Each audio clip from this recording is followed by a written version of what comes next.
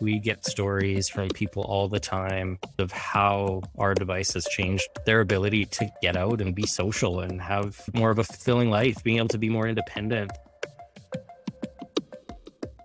Hi, welcome to Technically Sick. This podcast explores how technology can increase access to education, employment, transportation, and improve socialization for the disabled and chronic illness community. I'm your host, Monica Michelle. Today, I'll be speaking with Justin Gagnon, who works at WHILL, a personal electric vehicle company. WHILL is bringing a fresh perspective to personal mobility devices with innovative design and state-of-the-art technology. In his role, Justin is responsible for the development and execution of WHILL's North American sales strategies. My WHILL wheelchair has allowed me to have experiences that I couldn't otherwise have without the help of a smart chair. For example, my cousin and I, we recently went for a hike on a wheelchair accessible trail. We crossed over a bridge and we went through the redwoods.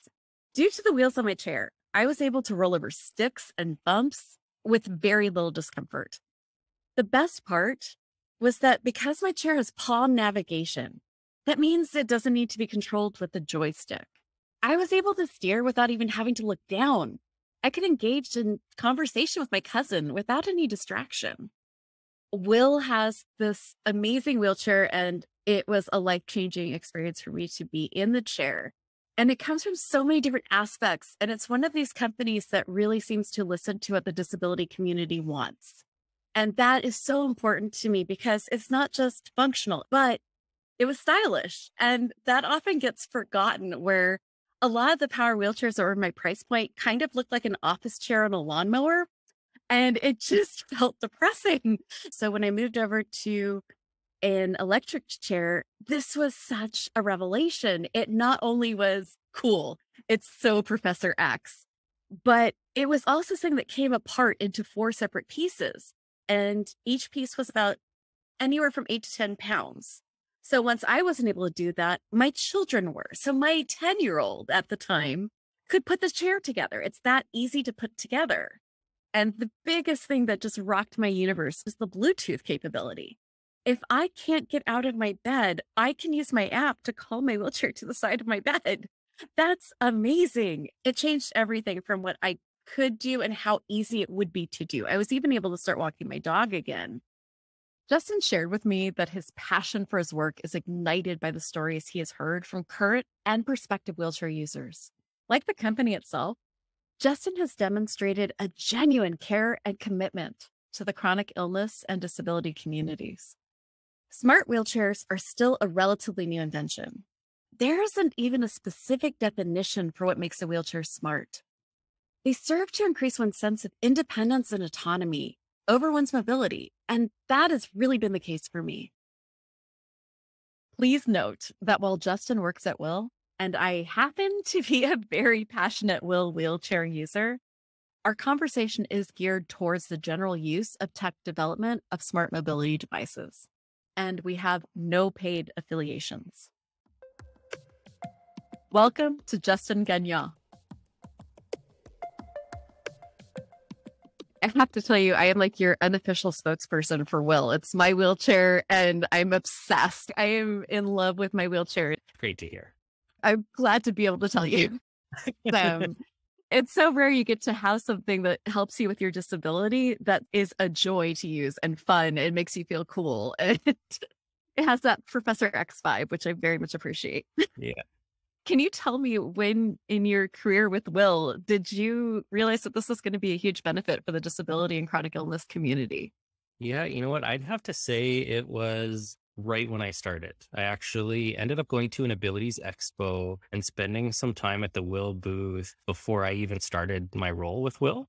And I got to experience firsthand how people interacted with our devices. And to be honest, just the look on their faces that they had when they sat in it and they drove it around. And often they would ask us to take video or take some pictures of them sitting in one, and their confidence level would completely flip when they got into it. I think that was really a big selling point for me coming over to the company. It was just really cool to be a part of. And since we get stories from people all the time who are our customers, will get random emails of stories of how our device has changed their ability to get out and be social and have just a bit more of a fulfilling life, being able to be more independent and all kinds of stories. Yeah, it's really cool to be a part of. It's a really exciting company. It's a really exciting industry. When people talk about mobility scooters and wheelchairs, they don't think of it as being able to be exciting, but with some of the changes that are happening and the stuff that we're working on, I think it's really cool. It's cool to be part of. What is it that really changes from a smart chair or a smart device for mobility versus a power wheelchair? I think that that's not always clear. It's a really great question. And I don't think that there is a specific definition of what makes a smart wheelchair. I don't think the industry has a consensus there. For us, it's a lot more than just the technology. I think when people think about what a smart device is, they often think about the technology and it being able to be connected to another device or the internet or through Bluetooth or what have you. And of course, our devices, we do definitely focus on technology and innovation and putting a lot of that cool tech into them. But for us, it's also a lot more than that. It's about smart design. We want people to feel confident when they're on our devices. We want them to feel like they look good. Something as simple as redesigning the front wheels. We have our Omni directional wheels. We just call them our Omni wheels. That allows people to navigate really tight spaces and still get outdoors and handle rougher terrains. Being able to take the device apart and travel with it a lot easier than a traditional wheelchair. I think all of those types of smart design aspects, as well as the technology that goes into it, is really what makes it a quote unquote smart chair. Really interesting. The chair, it does have Bluetooth connectivity. Yeah, it's a really neat feature. So you can connect to your smartphone. There's an app that you can download. There's a few different features within the app. One of the cool ones that everybody talks about is the remote driving ability. You can essentially drive it like it's a remote control car using your smartphone, which is really cool. And to be honest, when I first heard about this feature, and I think when a lot of people do, they think it's a little bit gimmicky and it's just a bit of a salesy thing. But a lot of people have some really great practical stories on how they utilize that remote functionality. You can also adjust different speed settings. You can lock your chair so that you can leave it somewhere and not need to worry about somebody taking it. You can see what your battery range is. If you're out for a longer time or a longer trek, you know just how far you have left to go before you need to worry about recharging your battery. A lot of really cool features that you can do through that connectivity and through your smartphone. What are some of the innovations we're seeing, especially with batteries? Are you saying that there might be something new on the horizon as far as powering or as far as being able to get a longer range or a quicker charge? It's a fine balance right now with battery technology. Most of the manufacturers that are out there, including ourselves, are moving towards lithium ion. Definitely lighter weight, a little bit pricier. It's a bit of a balance of how big and how much storage of a battery does somebody actually need versus the cost of what that battery is going to be, as well as the ability to travel with it. Airlines have limits as to how big a lithium ion battery can be for you to travel with it. So we definitely want to stay within that limit to provide people with an opportunity to fly and take their devices with them. But then, like you said, also provide enough range. We also try to make the battery very easily replaceable. So if you did have a spare battery, it essentially doubles your range that you have. I think other manufacturers are doing that as well. Some of them, you could even have the option of having one battery or two batteries connected right to it. So essentially you're extending your range. It's going to cost you a little bit more, but if long range is important to you, then you can determine that you want to make that upgrade. He had said before that the Bluetooth, being able to call the chair over to you, has been considered gimmicky by some. I would definitely disagree, being someone in chronic pain, where to be able to have that come right to the bedside, I find sanity saving. But for you, what would look like a gimmick versus something that you could see the community really needing? How do you guys figure that out? Do you have a bunch of testing? How do you decide what's gimmick versus what is truly helpful? Yeah, we really try to listen to different communities, different disability communities that are out there, different associations that will try to learn, what do people need? What are they looking for? We're on our second iteration of the Model C. We originally launched our CI and now we've moved to our C2. And even the small iterations that we've made from the C to the C2 have been from listening to our customers. and understanding what their needs are, what could be improved, and making those changes just to try to add as much value as possible to make it as easy to use and as functional as really can be. What have you heard from people that you've outreached to that really want something for their chair that just isn't technologically ready yet? You know, it's funny. I think a lot of people are very forward thinking in terms of what should be possible. A lot of it is like the ability to climb stairs. We hear all the time. And there are devices out there that can do it, but they are quite expensive. It's not an easy thing to manage. The ability to raise up to be more at eye level, same thing. It's doable. There are chairs out there that can do that and have that functionality. It sounds like it's a cool feature, but the cost implications that would go into innovating that into the current device, I don't think would be a feature that most people would want for the price tag that would come with it. Things like that, even something as simple as being able to navigate really loose sand. A lot of people would love to take their power chair right out onto the beach, pretty much right up to the water. And that sounds great. Unfortunately, just to have the tires that you could use indoors and navigate tight spaces just don't work in that type of an environment. They don't work in really loose sand. There are some chairs and there are some options out there, but it's just not quite as easy as putting a different tire on the chair. Now, you're talking about some different developings. And if I understand correctly, the wheelchair company you work for is considered a personal mobility device. Is that correct? Yeah, and we refer to it as a personal mobility device for a few reasons. We're working on some different technologies that we would consider offering for people that don't necessarily have a disability, but maybe just a little bit of reduced mobility, can't walk as long a distance as perhaps they used to. They could use our device in more of a short-term, short distance, more of a micro-mobility type of a setting versus a wheelchair, which I think most people would consider more of a medical necessity or a medical requirement type of a device. That being said, one of the other reasons that we were a personal mobility device for a very long time is we didn't pursue FDA clearance on the device for a few different reasons. So technically, we couldn't refer to it as a wheelchair. We since have gone through the FDA process and have received clearance on our C2, so we can call it a wheelchair technically now. I think in most cases, we still prefer to use personal mobility device, but calling it a wheelchair is totally fine now. Does that change the ability for people to access it? If it's FDA cleared, would that help with being able to use insurance to purchase something versus a personal mobility device where insurance most likely will have issues? A little bit. It's unfortunately not quite as much as we would hope.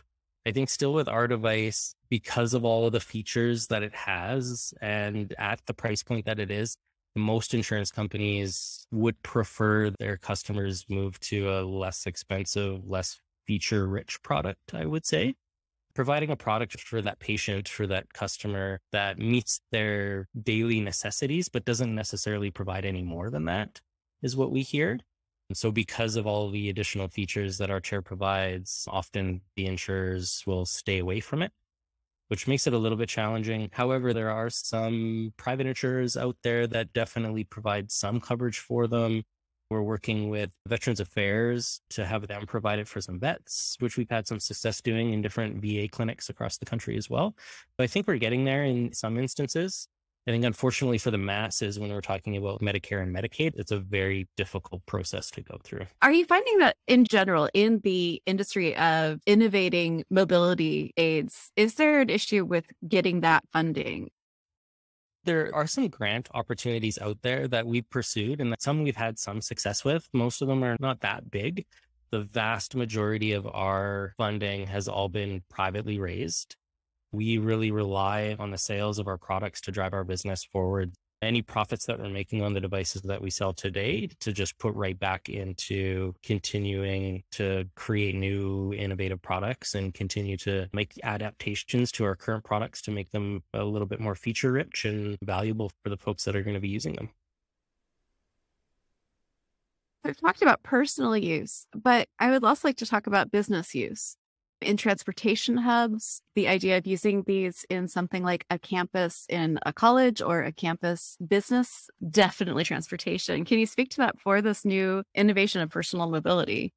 Yeah, definitely. And we're working on a few really exciting things right now too. So we do have an autonomous product that is currently being used at a few different venues in Japan. First started being used at an airport in Japan.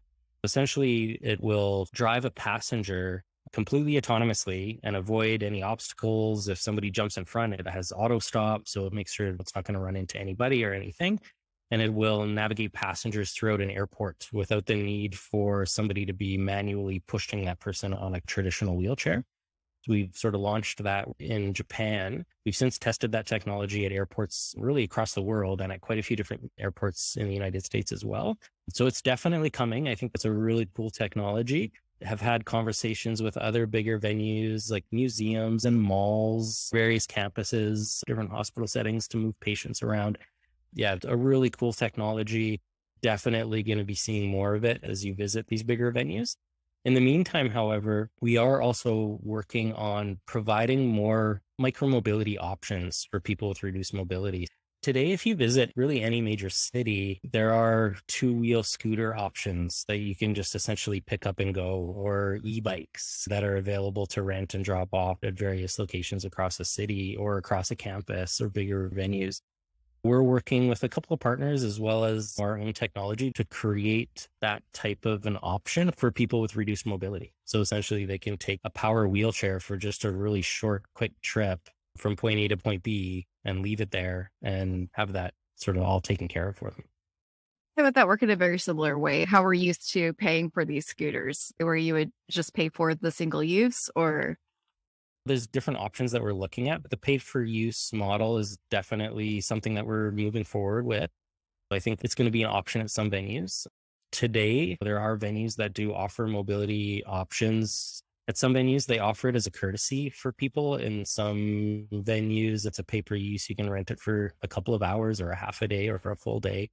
But it still requires somebody to be there to sign it out, to get it back, where the app model allows people to just take them and leave them as needed. So just a little bit more flexibility and independence for sure.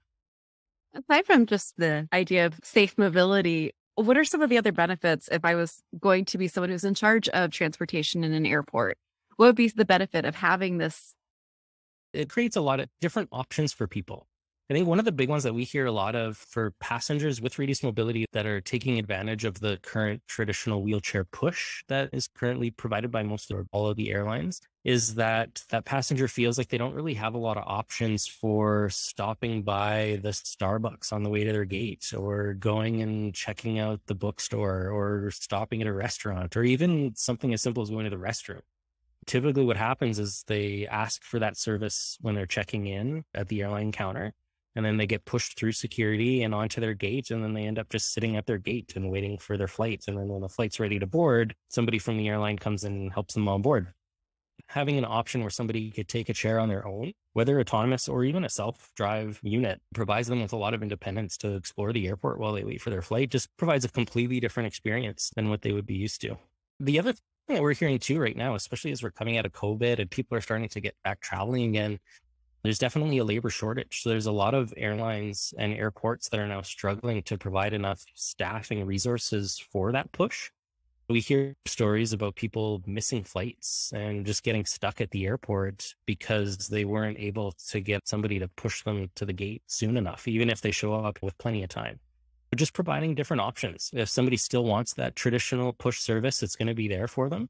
But if they would rather just take a device on their own, I think that option should be available. And like I said, creates a better experience for them at the airport. I would like to hear a little bit more about how this could work in a hospital setting as well. We've had quite a few meetings with various hospitals about how today patients are being moved throughout their facilities. A lot of these hospitals are campuses on their own. People are getting tests and have to go to get an x-ray and then go back to their room and then go off to the blood lab or whatever. They're often being shuffled around and moved around the hospital. Essentially the same idea as the airport, to be able to provide somebody with a device to say, okay, now you need to go to the x-ray reception area, and you can just hit a button on the chair and it would just autonomously take you there. So you don't need to know the map of the hospital. You don't need to understand where you're going. It just takes care of you. Lots of excitement there. And I think, again, the staffing requirements of having people assigned to just move patients around to get rid of that need. In many cases, these are nurses that are pushing patients around. And we all know how valuable nurses are at the hospital. So we'd much rather have them doing tasks that are much more valuable than simply providing transportation. Again, I think it's just providing options and trying to add value in an area where it's currently a bit of a resource challenge these days. We had talked about some different things that other wheelchairs do currently, such as standing, going up and down stairs. What are some of the things that aren't in existence right now that you are seeing smart wheelchairs moving towards? Beyond just the hardware of the chair and the things that it would be able to do as you're driving it, I think the connectivity of the whole journey is somewhere where I'd like to see things come together a little bit better. Just experiencing myself as an able-bodied person who has now had an opportunity to use wheelchairs as I visit different venues, as I've traveled with a CI and a C2 quite a bit as well. The challenges that are faced when you're in a wheelchair are very different than when you're not. When I'm traveling without a chair, I don't have to consider where the elevators are, and I don't need to consider what hotel room I'm going to be staying in and how I'm going to get from the airport to the hotel, and all of these trying to connect the dots of planning that journey. For somebody who's able-bodied, you just don't even have to think about it because there are so many options. It's essentially designed for you to get from point A to point B without having to consider it. But for people in a wheelchair, you really have to take the time to plan that out ahead of time and understand where you're going and how you're going to get from point A to point B and what point B is going to look like when you get there.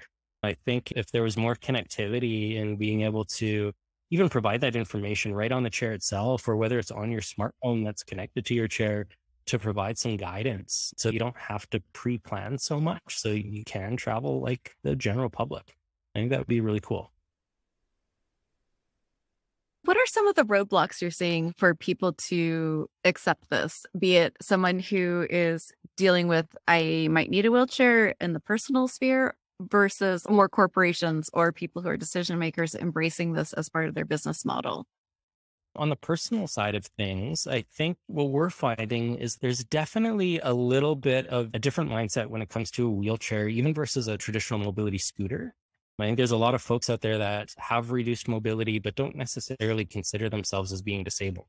So they may have some arthritis, or may have had a knee replacement or an injury, and don't necessarily consider themselves as disabled, but still can't walk a half a mile. When they look at a device like ours that looks more like a wheelchair, they almost think, well, that's for somebody with a disability. I just need a scooter. I think there's a little bit of a mind shift there that's happening. We're trying to work with our customer base and different demographics to get them over that hump and show them the different features and benefits of using a device like ours versus some of the traditional devices that are out there. Definitely a stepping block there. For people who have been early diagnosed, we find often gravitate towards our devices, often because of the design and because of a lot of the smart features that we've already talked about. I think there's less of a mindset shift that needs to happen. I think people who've been diagnosed with a disease and they understand that they're losing their mobility are going to be looking for something that feels less medical. I think in many ways we provide that. A little bit of an easier sell, I would say. In terms of the bigger venues, though, that's a really good question. We find a lot of the conversations that we have, often they come down to cost and cost benefit.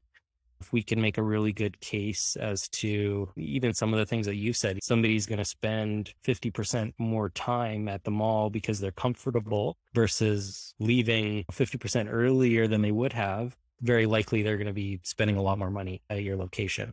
It ends up becoming a little bit more of a money conversation and a return on investment conversation when you start talking about the bigger venues. However, I think in today's world as well, there's been some interesting negative PR stories that have come out around, even at airports, people missing their flights and ends up costing them a vacation and things of that nature. Some of those venues want to mitigate those negative PR stories as much as possible and be seen as providing better options for people with disabilities. In those cases, try to lean on that a little bit as well to try to get them over the hump to say, this is also a really good PR story. You're providing some really cool, innovative tech that's helping people with disabilities navigate your venue. I think you're probably going to get more people coming out to your venue than you otherwise would have. So I think we're getting there. And there are some big venues that have been providing mobility equipment for a really long time. A lot of big convention centers, on cruise ships, you can rent mobility equipment. I think it's just a matter of time before we're going to see, hopefully, our chairs in many venues across the country.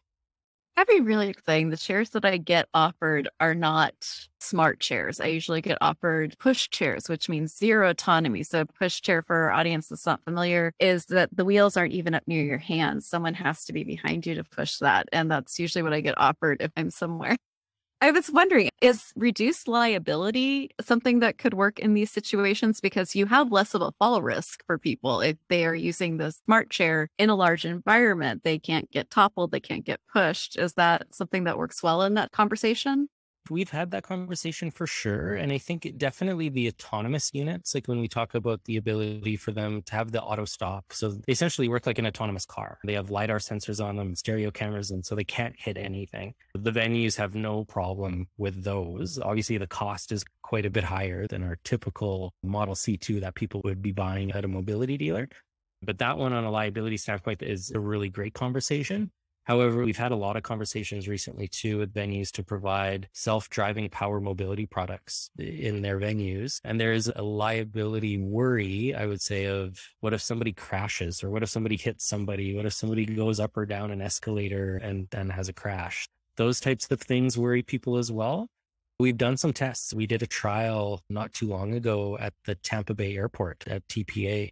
We were there for 4 weeks. I think we had about 160 passengers just take one of our self-drive Model C2 units and drive themselves to their gate. They had to go up and down elevators. They had to go down a sky train to get out to their terminal.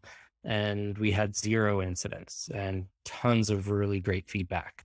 I think that kind of opened up everybody's eyes a little bit more to say, you know what, this is probably something that we should look at. This is not something that we need to be so scared of, and provides a great option for folks.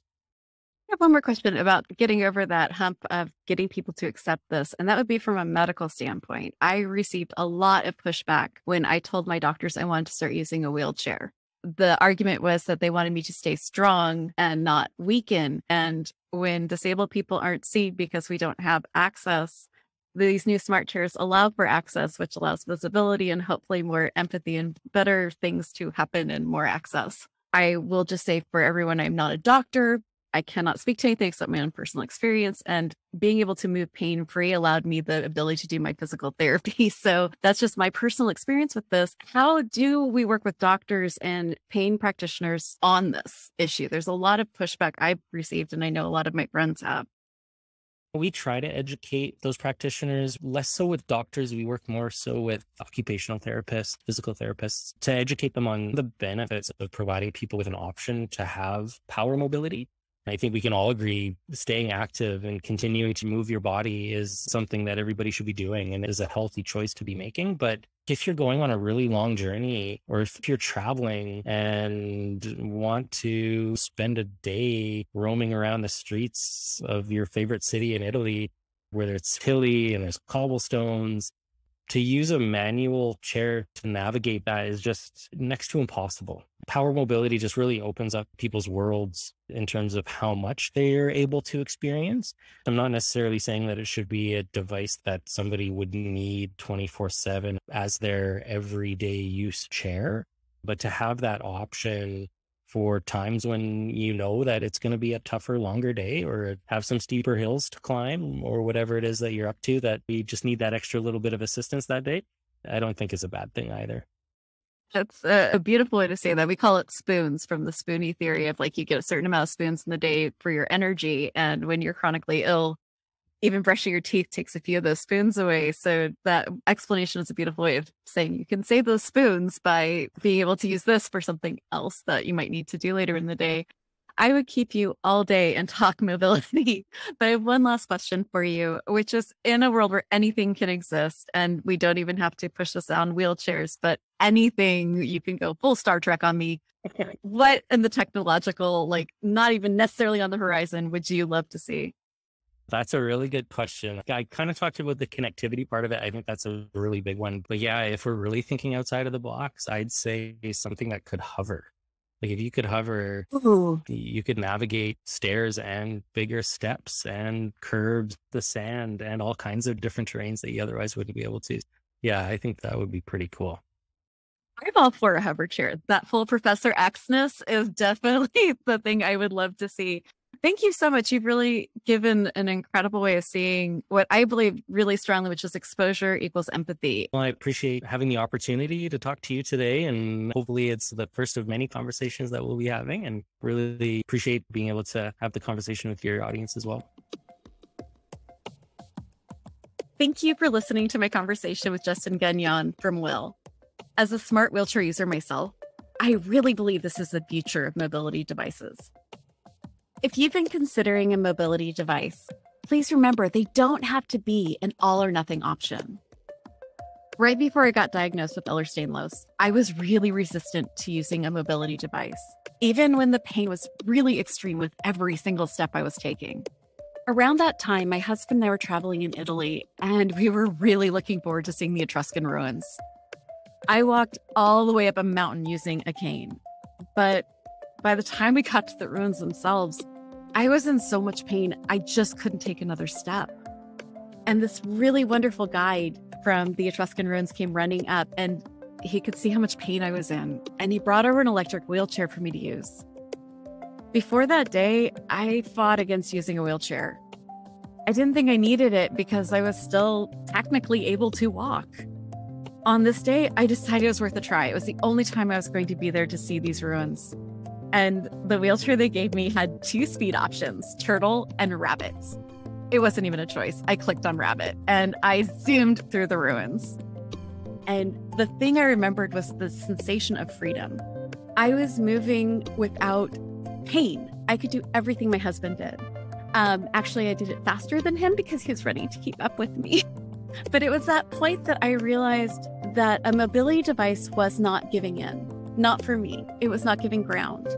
It was allowing me to have adventure still. It was allowing me to move without pain, and I deserved the chance to move without pain.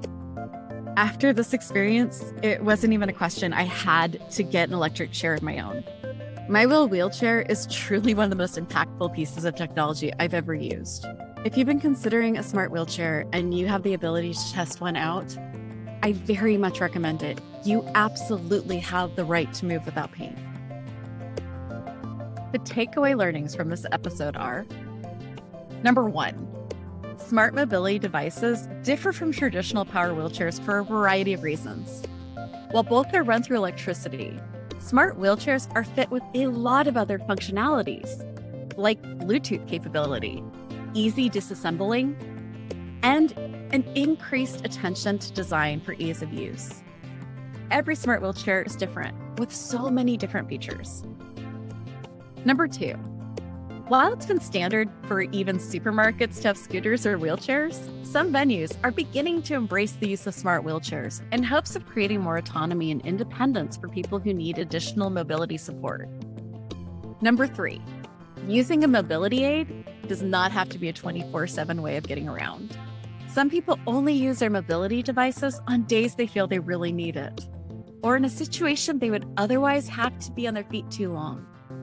This allows for people who would otherwise have to opt out of activities, such as taking a long walk with a friend, a museum visit, or a shopping trip, to be able to participate in a way that's comfortable for them. The actionable tips from this episode are: number 1, if you're a transportation office, a change maker, or a developer, reach out to smart wheelchair companies and see how you can make these mobility devices available in your venues, and give them a test drive yourself. Number 2, if you're considering a mobility device for yourself, take a real honest assessment of your pain levels while moving. Remember, your wheelchair does not need to be something you use all of the time, but it might be really helpful to have on hand for those times when you need a little extra assistance. Number 3, consider checking out WHILL and other smart wheelchair companies. You will be so surprised by the amount of innovation that's happening in this space. For more information on Justin and WHILL, check out our show notes. Every episode of Technically Sick has a page on empoweredus.org, where you can find extended show notes, including tips and takeaways, transcripts, and relevant resource links. If you would like to share your own tips related to this topic, or just to connect with us, visit the Empowered Us contact page, or reach out to us on our social channels. Technically Sick is an Empowered Us original presented by Good Days, hosted by me, Monica Michelle.